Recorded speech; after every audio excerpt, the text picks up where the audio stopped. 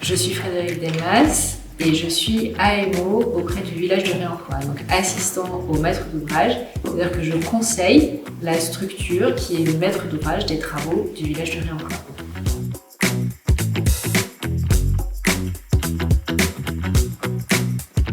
Donc le projet du village du réemploi, c'est d'abord un appel à manifestation d'intérêt de la ville de Montreuil en 2017 pour occuper le rez-de-chaussée d'une opération immobilière à venir au profit de l'économie sociale et solidaire. Donc, c'est un collectif d'associations qui portent tous déjà des recycleries sur le territoire francilien et qui se sont mis ensemble pour répondre à cet appel à manifestation d'intérêt et proposer de massifier le réemploi, donc les recycleries, sur le territoire de Montreuil pour proposer 1700 m² de surface commerciale, ce qui n'existait absolument pas du tout en Île-de-France à ce moment-là et qui est toujours innovant à ce jour.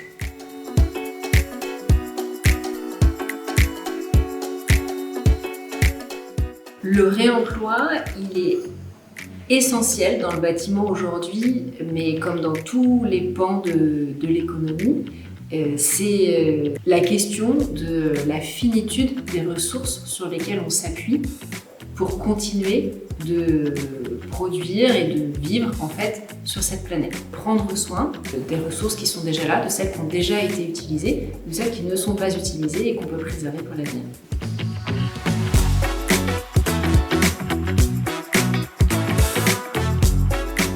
Alors, les entreprises artisanales, elles sont pleinement partie prenante de ce chantier du village du réemploi. D'abord parce qu'on est à une échelle de chantier qui est tout à fait au cœur de leur pratique professionnelle, et aussi parce qu'elles apportent le savoir-faire du réemploi tel qu'on visait de le réaliser sur ce chantier.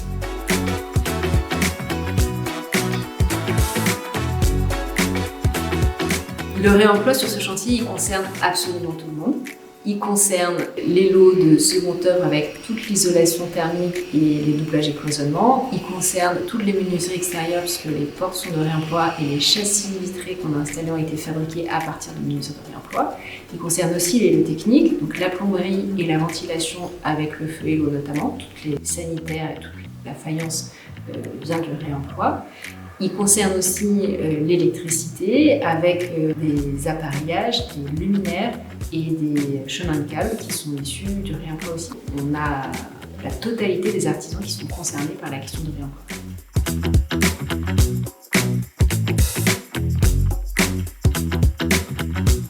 Le principal défi rencontré pour un chantier axé sur le réemploi, c'est la question de la disponibilité de la ressource et de son homogénéité. Ici, on est sur 1700 m² de chantier où, comme c'est découpé en 10 coques commerciales différentes, on n'a pas un souci d'homogénéité extrêmement exigeant. On peut avoir des produits qui sont un peu différents dans chacune des coques sans que ça perturbe l'exploitation future.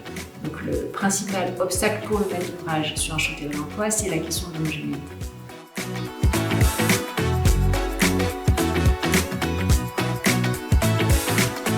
Le réemploi, il est absolument nécessaire, donc la question n'est pas de savoir s'il faut y aller ou s'il ne faut pas y aller, la question est de savoir comment, et les réponses, elles sont multiples.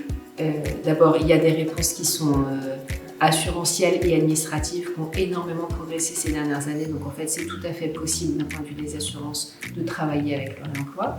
Ensuite, la question de la disponibilité des produits et des matériaux.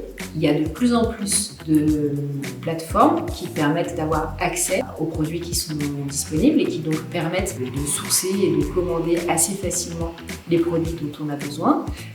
Après, l'une des qualités qui reste nécessaire, mais comme sur toute innovation, c'est la souplesse. C'est-à-dire que comme ce n'est pas un process industriel, c'est justement un process artisanal, il faut faire preuve de souplesse parce que tout n'est pas toujours strictement conforme à ce qui avait été imaginé au départ. Mais dans le bâtiment, c'est pas une nouveauté. J'ai envie de dire que même avant le réemploi, il est bien rare que tout soit absolument conforme à ce qu'on avait prévu au départ. Le réemploi amplifie un peu cette dimension-là et les artisans ont toute leur place pour jouer leur rôle.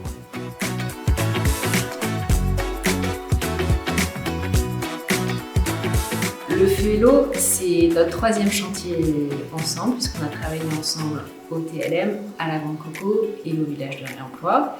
Et en tant qu'assistant au maître d'ouvrage, moi j'ai toujours apprécié la souplesse et la disponibilité justement de l'entreprise pour faire aboutir les sujets liés en réemploi en étant exigeant sur la qualité de ce qui est produit à la fin, mais exigeant aussi sur la recherche de solutions alternatives au neuf.